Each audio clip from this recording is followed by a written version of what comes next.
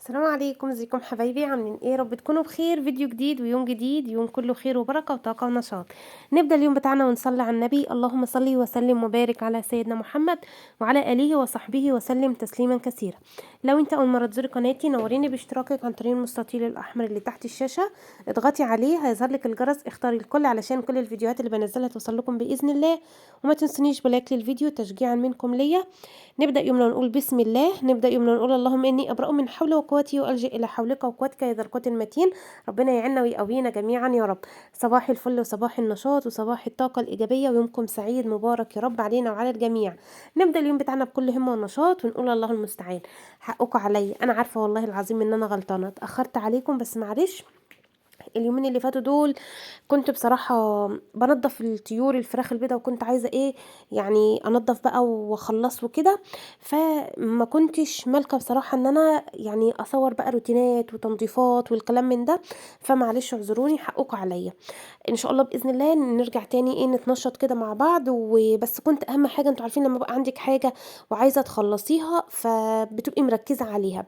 زائد بقى مثلا ايه البيت الاولاد، غصب عني والله مضغوطة بشكل يعني. الله المستعان، وربنا يا رب يرزقنا البركة يا رب في الوقت وفي الصحة وفي المال وفي الأولاد وفي كل حاجة. اللهم امين يا رب العالمين. فالحمد لله انا خلاص خلصت الفراخ البيضة اللي عندي. إيه والله لك الحمد لك الشكر، ربنا يا رب يملى بيوتنا جميعا يا رب بالخير والبركة، اللهم امين يا رب العالمين. فطرت وعملت القهوة، وكان عندي كده شوية غسيل، قلت اشغل عليهم الغسالة يتغسلوا كده يعني. يعني ايه نخلص اللي ورانا اول باول. عندك حاجة وراكوا قومي يلا بسرعة علشان تعمليها. وانا بصراحة كنت اليوم دون، لان اليومين اللي قبلها كنت بصوا كنت مطحونة يعني شوية. فالمهم كنت ايه كنت صاحية يعني على الساعة 11 كده، انا دايما بصحى على حوالي الساعة 11. إيه الساعة مثلا 10:30 في الحدود دي كده.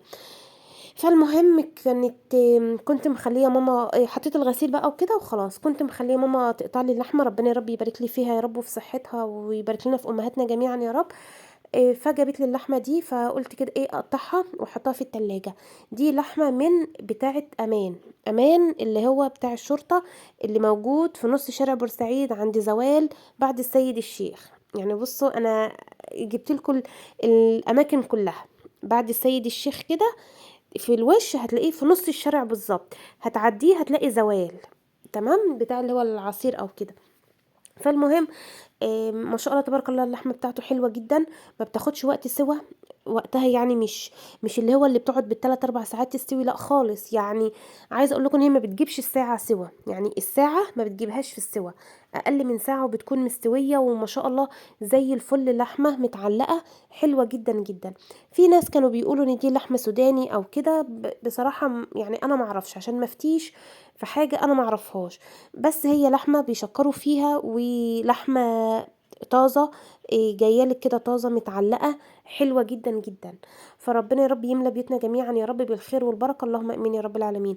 فانا جبت بقى اللحمه بتاعتي وبكيسها على حسب العدد اللي انت عايزاه وعدد الافراد يعني، او الكميه اللي انت هتاكليها او على حسب احتياجك.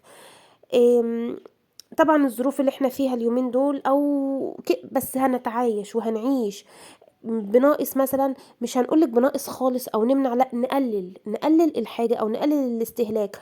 والله العظيم ما نفكرش فيها كتير، وهي هتمشي بتدابير ربنا سبحانه وتعالى هتمشي. ياما قبل كده الدولار ارتفع، وياما قبل كده الاسعار ارتفعت. بس اهم حاجة ندعي ربنا سبحانه وتعالى ونقول ان ربنا يديمها علينا نعمة ويحفظها من الزوال يا رب، اللهم امين يا رب العالمين. بلاش ان احنا نبقى مبذرين، وكمان ان احنا نفكر ونشوف هنصرف ايه، هنجيب ايه امتى، وهنجيب ايه في الوقت ايه، وهجيب ايه المناسب لظروفي والمناسب لفلوسي انا والمناسب لمصروف بيتي. كل واحدة فينا بتعيش مصاريف اكتر مني او اقل مني او كده، على كل واحدة فينا على حسب بيتها وعلى حسب دراية بأمور بيتها. كل واحدة فينا هي وزيرة مالية بيتها.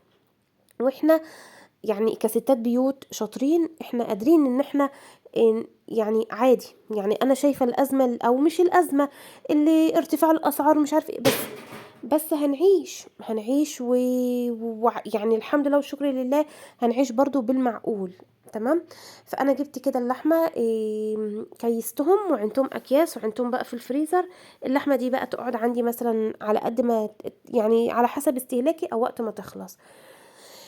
صليتوا بينا على النبي عليه أفضل الصلاة والسلام، اللهم صل وسلم وبارك على سيدنا محمد وعلى آله وصحبه وسلم تسليما كثيرا. بصوا بقى هنا جينا علشان انتوا عارفين ان الوقت قصير. اليوم ده ما كنتش عايزة اعمل حاجة في الشقة، انا راكنة الصلاة عندي على ما اخلص المطبخ، او يا اما الصلاة والمطبخ هيتعملوا مع بعض. انا كنت مستنية بس اخلص الفراخ علشان اللهم صل على النبي، يبقى التنظيف تنظيف على النظافه بقى، فاهمين؟ هتجيبي تاني ولا لا يا بسمه؟ انا جبت تاني، يعني اوريدي انا بسجل لكم الفيديو دوت، وفي اليوم دوت انا كنت جبت فيه كتاكيت، بس مش يوم ما انا بعمل الغدا، لا اليوم اللي بعدها. جبت كتاكيت علشان الجو لسه يعتبر كويس، هي رغم ان هي مطرت وغرقت الدنيا مرتين عندنا، بس الجو دافي، احنا لسه مصيفين يعني. او حتى انا بدأت ان انا ال- تلبيس اللي هو الحاجات العبايات اللي بكم او بيجامات بكم، فاهمين؟ بس لسه الشتوي انا لا، لسه ما شتتش الهدوم التقيله دي، لا ما استحملهاش دلوقتي. فجبت كتاكيت برضو، قلت عشان ايه، انتوا عارفين ان انا متعوده ان انا بجيب دايما دورتين اتنين، يعني على في الخريف، فتره الخريف دي بجيب دورتين، وفتره الربيع بجيب برضو دورتين. فالمهم جبت، وربنا يا رب يبارك لنا يا رب. اللحمه سعرها 120 جنيه، اللحمه غليت بقت ب120 جنيه، اللي هي من عند فرع امان. عند الجزار بكام انا بصراحه ما اعرفش. جيت بقى كده البتنجان هعمل النهارده مسقعه، عايزه اقول لكم تحفه، حلوه، كانت حلوه ما شاء الله تبارك الله، كانت زي السكر وكانت جميله جدا جدا. انا بعملها بالطريقه دي، انا بحمر بطاطس عشان انا بحب احط في المسقعه بطاطس وبتنجان وفلفل، بيديها طعم تحفه. حمرت البطاطس الاول في الزيت، وبعدين شلتها، وبعدين البتنجان كنت مقطعاه مكعبات ومش ضايفه عليه ملح خالص، تمام. حمرت البتنجان، سبته بقى يتحمر. بصوا انا كان عندي، كنت قبل كده معصجه نص كيلو لحمه، تمام. كنت عملت، كانوا الولاد طلبوا طواجن، اللي هي الطواجن اللي هي بتاعت محلات الكشري دي، وكنت عملتها لهم. فكانت بقى شويه لحمه، يعني عايزه اقول لكم دول ربع كيلو لحمه بس فيهم صلصه. يعني انا لما بنيجي نعمل الطاجن بنزود له الصلصه او بنخف الصلصه بتاعته، فانا كانت حوالي ربع كيلو لحمه او كمان اقل، وعليها صلصه. فعشان كده انا ما ضفتش على المسقعه صلصه، لان اللحمه كانت لحمه متعصجه اصلا مستويه يعني، وفيها صلصتها. فضفتها بعد البصله والثوم ما اتدبلت كده شويه واصفرت، ونزلت بقى ما عندكيش لحمه مش شرط خالص، يعني انا اصلا كنت رايحه الفريزر عشان اطلع كيس صلصه اعمله للمسقعه، قابلتني العلبه دي، فبقول العلبه دي فيها ايه؟ طلعت فيها فيل. العلبه دي اللي لقيت فيها اللحمه دي، فقلت لها طب والله ده انت بنت حلال، تعالي يلا.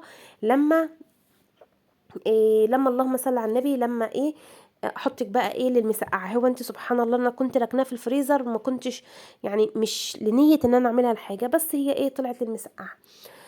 فالمهم حطيته بقى كله كده زي ما انتوا شفتوا، ضفت عليه بطاطس وضفت عليه فلفل مقلي وكده وبتنجان. عايزه اقول لكم طعمها حلوه قوي وجميله، وبتاكل. المسقعه من الاكلات اللي تمشي كل حاجه، فطار وغدا وعشاء. حلوه في الفطار، حلوه في الغدا قوي وتسد اليوم، وحلوه برضو في العشاء. وكان عندنا عيش ابيض في اليوم ده، احنا نادر لما بنجيب عيش ابيض على فكره، احنا دايما بنجيب العيش اللي هو البلدي، البلدي بتاعنا، تمام. فكان عندي عيش ابيض ودخلتها الفرن، اخدت وش كده، واللهم صل على النبي، واتسبكت كده شويه كده في الفرن في الطاجن.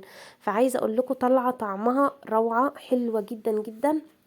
والبطاطس برضو بتاعتي حمرتها وطبق مخلل وجرجير، واحلى غدا، وغدا تحفه جدا يفتح النفس. والف هنا وشفا، وربنا يا رب يا رب يديمها علينا نعمه يا رب، ويحفظها من الزوال، اللهم امين يا رب العالمين. ويوم وعدى، ويوم غني جدا جدا بالفيتامينات، حتى لو مفيش اللحمه المفرومه دي، يعني عادي، هي عسل من غير اللحمه، وبرضو فضل ونعمه شويه اللحمه اللي محطوطين فيها دول. كده انا خلاص اتغدينا، اللهم لك الحمد ولك الشكر. وبعد الغدا دخلت بقى كده على المواعين، علشان انا عايزه اغسل المواعين دي والحوض والاطباق والكوبايات اللي بعد الغدا، علشان لسه اليوم قدامي طويل. بصوا انا الفتره دي نفسي اعمل فطير، نفسي قوي قوي في بسكويت اللي هو بتاع رمضان والعيد، لان ما كنتش عملت في رمضان وكده والعيد عشان حماتي الله يرحمها. فنفسي في بسكوت اللي هو، بس ان شاء الله باذن الله هابقى اعمله في مرة. فالمهم استقريت برضو من ضمن الحاجات اللي وانا كنت بجيب من الفريزر العلبة اللي هي بتاعت اللحمة دي. كنت اليوم ده كنت اللهم صل على النبي كنت ناوي اعمل فطير. قلت ايه الفطير وعسل، وعارفين ان الفطير ايه الرخامه بتتبقع والكلام من ده. قلت قبل ما اروق المطبخ ترويقه محترمه. فالمهم وانا بطلع العلبه بتاعه اللحمه، لقيت في علبتين كده. بقول برضو ايه، عارفين انت بتحطي الحاجه اصلا وتبقي نسياها، يعني لان دماغك فيها مليون حاجه، وطول اليوم انت في صراعات مع الاولاد ومع نفسك وبينك وبين نفسك كده، بتخنقي في نفسك، فبتحسي كده ان انت اصلا مضغوطه. تمام. المهم إيه، في الفريزر لقيت علبتين. بقول العلبتين دول ايه، المهم افتكرت ان انا فاكرين لما عملت القشطه مع حضراتكم وضربناها كده بالهند في العجان وبتطلع خض. الخض ده انا كنت حطاه في علبه في الفريزر. والعلبه التانية كان عندي إيه حليب، كان جاي لي حليب، كان جاي لي كيلو حليب وكده. كنت بعت ابني جابه، فكسلت او انشغلت وما غليتهوش، قعد يومين او 3 في التلاجة ما اتغلاش. جيت اغليه لقيته هيروب، هيبقى لبن رايب، حليب رايب. فروبته، وبعد ما راب عينته في الفريزر. تمام. فالمهم طلعت العلبتين دول، وقلت هتعملي بيهم ايه يا بنتي يا بسمه، هتعملي بيهم ايه يا بنتي يا بسمه. المهم ايه، فكرت كده قلت ايه رايكم لما اعمل بقى ايه، رز باللبن الرايب وبالخض دوت. عايزه اقول لكم طالعه اقسم بالله ريحتها كانت قلبه، يعني مش عايزه اقول لكم قلبه المنطقه. بص تحفه تحفه جدا جدا جدا. اللبن الرايب ده انت تعمليه ازاي، او لو حد عايزه تعمليه تروبيه. بتجيبي الحليب، سخني الحله بتاعتك الاول، سخنيها قوي قوي، وبعدين اطفي الحله، اطفي النار من على الحله، وبعدين فضي كيلو الحليب او كميه الحليب اللي انت عايزه تروبيها، وغطيها، وسخني فرن البوتاجاز بتاعك، سخنيه قوي وطفيه. وبعدين حطي الحله دي جوه الفرن. بعد ما الفرن سخن وطفيتيه، حطي الحله واقفلي عليه بقى. تاني يوم هتيجي تطلعي الحليب هتلاقيه راب. هو ده اللبن الرايب، عشان كنت اتسالت اللبن الرايب ايه يا بسمه، هو ده اللبن الرايب. تمام. او هنقول ان هو شبيه للزبادي، شبيه شويه بالزبادي، بس الزبادي بيبقى مغلي وبيتحط له الخميره بتاعت الزبادي اللي هو ايه، علبه الزبادي، وبتدوبيها في اللبن. انما ده ما بيبقاش مغلي. وبصوا هتقولوا ازاي مش مغلي مش عارف ايه، يعني ربنا ستر، ربنا علينا في كل حاجه، والله العظيم سبحان الله، ربنا سترها معانا في كل حاجه، فربنا يسترها. المهم هو ده اللبن الرايب، بعمله كده بيطلع معايا رايب، ببقى بخيره بقشطته يعني وبكل حاجته يعني وكده، وما شاء الله بيبقى زي العسل. بتعملي بالمعجنات بيبقى تحفة تحفة في المعجنات. اللبن الرايب له ريحة وطعم اقوى من الزبادي، ونتيجته اقوى من الزبادي بصراحة. فلو انت تروبي كده نص كيلو حليب او كيلو حليب، عايزه اقولك اللبن الرايب ده ممكن بعد ما يروب تحطيه في اي قطعه قماش قطن خفيفه كده، شاشه يعني، وتحطيه في مصفى وتربطيه ويتصفى، يبقى معاكي جبنه قريش. بس هيطلع مثلا نسبه ايه، التلت جبنه والتلتين شرش بصراحه، عشان نكون متفقين، التلت جبنه والتلتين شرش، فمش هيوفر معاكي قد كده. انما انت لو حابه تعمليه اعمليه عادي ما جراش. فقلت بعد الغدا إيه، اللهم صل على النبي، جبت مسكت المواعين وغسلتها، وقلت كده اخلص الدنيا واروق الدنيا حواليا، علشان لما اجي اعمل بقى القرص يبقى الدنيا كده حواليا فاضيه، مش ورايا اي حاجه. صليت بينا على النبي عليه افضل الصلاه والسلام. اللهم صل وسلم وبارك على سيدنا محمد وعلى اله وصحبه وسلم تسليما كثيرا. عايزه اقول لكم حاجه، احنا في الدنيا في الوقت ده مش معقول هنحرم ولادنا، ومش معقول ان احنا هنقول مفيش ما معناش، نقلل وما نمنعش. يعني مثلا انت كنت بتعملي مرتين 2 في الاسبوع كيك، لا خليها مرة واحدة. كنت مثلا بتعملي صنفين حلويات في الاسبوع، لا خليه صنف مرة واحدة. في نفس يعني انت كده مسكت العصاية من النص، او انت كده خير الامور الوسط، لا زودتي ولا حرمتي. يعني انت برضو ماشية على قد ميزانيتك، على قد مصروف بيتك، على قد ظروفك، وفي نفس الوقت انت مش حارمه نفسك ولا حارمه اولادك. وعايزه اقول لكم حاجه، ان احنا لو قصرنا في تغذيه اولادنا، ما احنا هنروح نصرف فيتامينات وهنصرف دكاتره فاهمين؟ فدايما ندعي نقول ربنا يرزقنا، يا رب يرزقنا ويوسع ارزاقنا جميعا يا رب، ويرزقنا البركه، اللهم امين يا رب العالمين. فبرضه نهتم بتغذيه ولادنا على قد ايدينا وعلى قد ظروفنا، بدل ما هنروح نشتري المعجنات دي او القرص. انا ابني عايز يفطر قرص، طيب انا ايه اللي يخليني اروح اشتري مثلا القرصه ب4 جنيه او ب3 جنيه او ايا كان سعرها ايه؟ انا ايه اللي يخليني مثلا، احنا اسره 4 افراد، اقل حاجه هروح اجيب 8 قرص، 8 قرصات صح؟ كل واحد فينا 2 مع كوبايه حليب او كوبايه شاي، ويبقى ده فطار. قولي 10 جنيه طارت. طيب انا جايبه كيلو دقيق، انا جايباه ب15 جنيه. انت لو عجنتي نص كيلو دقيق، نص كيلو دقيق هيطلع لك اكتر من 10 قرصات. تمام. وفي نفس الوقت يعني عارفه ايه، ممكن نص كيلو دقيق هتحتاجي كوبايه حليب او كوبايتين حليب، او ممكن كوبايه حليب وكوبايه ميه. هتحتاجي مثلا ايه، نص كوبايه سمنه على زيت، إيه، معلقه خميره صغننه. يعني عارفه هتلمي الليله كده، هتلاقي طلع معاكي كميه حلوه مش وحشه. تمام. لو حتى نفس التكلفة، بس كفاية ان انت عاملاها في البيت افضل واطعم كمان. عندي هنا دول 2 كيلو دقيق، 2 كيلو دقيق. حطيت عليهم كيس من الخميرة، نص كيس من البيكنج باودر. ركزوا معايا المكونات اهي، 2 كيلو دقيق. بصوا القرص دي يعني عايزه اقول لكم قسما بالله قرص البركه. عارفين اللي انا هقول لكم كمقادير ان انتوا تعملوها، انما انا مش عاملاها بمقادير قوي، غير البيكنج باودر البيكنج باودر والخميره. كيس خميره ونص بيكنج باودر، وحوالي 4 معالق سكر ورشه ملح. السمنه اللي انا ضفتها دي قد ايه؟ والله ما كنت معايراها. الخض اللي اتضاف في الاول ده قد ايه؟ ما كنتش معايراه. الحليب هو اللي انا عارفاه ان هو كيلو لبن رايب، لان هو كان كيلو وراب معايا، بس هو ده اللي انا عارفاه.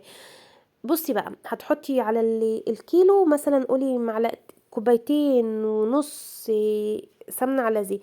يعني قولوا 4 كوبايات سمنة على زيت لل2 كيلو. 4 كوبايات سمنة على زيت لل2 كيلو هتبقى حلوة قوي وكويسة. عايزة تعمليها زبدة ماشي، عايزة تعمليها سمنة ماشي، سمنة على زيت على زبدة ماشي.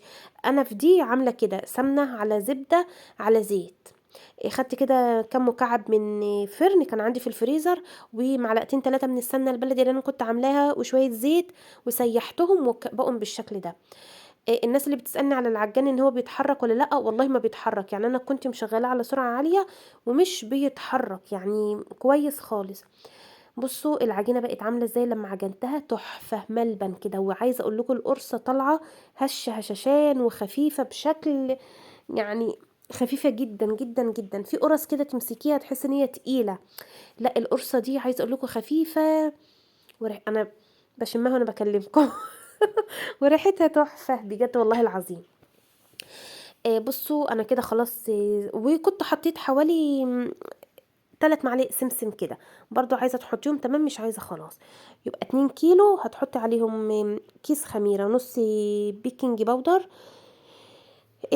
رشة ملح، 3 4 معالق سكر، اللهم صل على النبي. وحطيت كمان السمنة 4 كوبايات سمنة على زيت زي ما انا قلت لكم. وتعجني بقى بحليب او لبن رايب على حسب ما العجينة تاخد معاكي بس وخلاص. بصوا العجينة بقول لحضراتكم ملبن، يعني تحفة تحفة بجد. وكنت مرققاها، وانا بحب القرص اللي هي بتبقى رقيقة، مش بحبها تبقى تخينة قوي، فعشان كده برقق القرص. هبدأ بقى افردها في السيجان وكده. ده صاج مجلفن، دايما بتسأل على السيجان دي. صاج مجلفن بكام؟ والله ما اعرف، لان هم دول اصلا انا مستلفاهم من ماما، بتوع ماما ربنا يبارك فيها يا رب، ويبارك في عمرها وفي صحتها يا رب. فالسيجان دي صاج مجلفن مش ألمونيوم لا. فالمهم بدأت بقى ان انا بكور كده، وببدأ ان انا افرد. وبعدين خدت اشيائي وخرجت قعدت في الصالة، وبططت بقى براحتي وعملت براحتي، لان الوقفة على الرجلين دي بصراحة بتتعب الرجلين، وكمان بتتعب الظهر بصراحة. المهم بططتهم حطيتهم سبتهم بقى يختمروا. القرص بتختمر مرتين، مرة بعد العجن، مرة بعد العجن وبعد ما بتختمر معاكي بتبدأي تشكليها، ومرة بعد التشكيل قبل التسوية. وبسوي بقى كل واحدة فينا على حسب الفرن بتاعها. بصوا القرص سفنجة، انت ماسكة سفنجة في ايدك، مش ماسكة قرصة خالص. بصوا تحفة بجد والله العظيم، حلوة جدا وهشة قوي. وطريه قوي وريحتها حلوه قوي قوي قوي قوي بقى، يعني ما اقولكوش على الريحه والطعم عامل ازاي. ما شاء الله تبارك الله، حلوه جدا، خير كبير في بيتك. إيه يعني ال2 كيلو دول انا هسيب، يعني سبت كيس بره وعينت بقيه الاكياس في الفريزر اطلعها بقى وقت ما انا عايزه. بصوا القرصه عامله ازاي، ولا بتشق ولا بتتكسر ولا اي حاجه، دي قرص طريه. القرص الطريه دي بقى احنا بما اننا داخلين على شتاء، يعني عارفين ايه، 3 4 ايام تسيبيها بره، ومن اول يوم عيني في الفريزر الكميه، يعني ما تسيبيش غير استهلاكك بتاع 3 4 ايام عشان ما تبرولش معاكي، عشان ما تعفنش وما يجرالهاش حاجه، لانها معموله بلبن رايب مش لبن حليب. تمام. بس خلاص، ده كده الفيديو بتاعي معاكم النهارده، وده كده اليوم بتاعي. يا رب تكونوا استفدتوا، ولو الفيديو عجبكم ما تنسونيش بلايك وشير ودعوة حلوة من قلبكم، يعني لعلكم تكونوا اقرب الى الله مني. ربنا يا رب يصلح حالنا جميعا ويسعدنا ويريح قلبنا يا رب ويهدينا الحال، ويبارك لنا في اولادنا وفي ذريتنا ويرزقنا بالبركة يا رب، الاولاد والمال والصحة يا رب، اللهم امين يا رب العالمين، وبركة الوقت. ده كده الفيديو بتاعي معاكم النهارده، ما تنسونيش بدعوة حلوة، اكتبوا في التعليقات لا حول ولا قوة الا بالله، اي ذكر كده خلونا ناخد حسنات، يعني ربنا يجعلها في ميزان حسناتنا جميعا يا رب. هتوحشوني جدا، الفيديو الجاي انتظروني. السلام عليكم ورحمة الله وبركاته.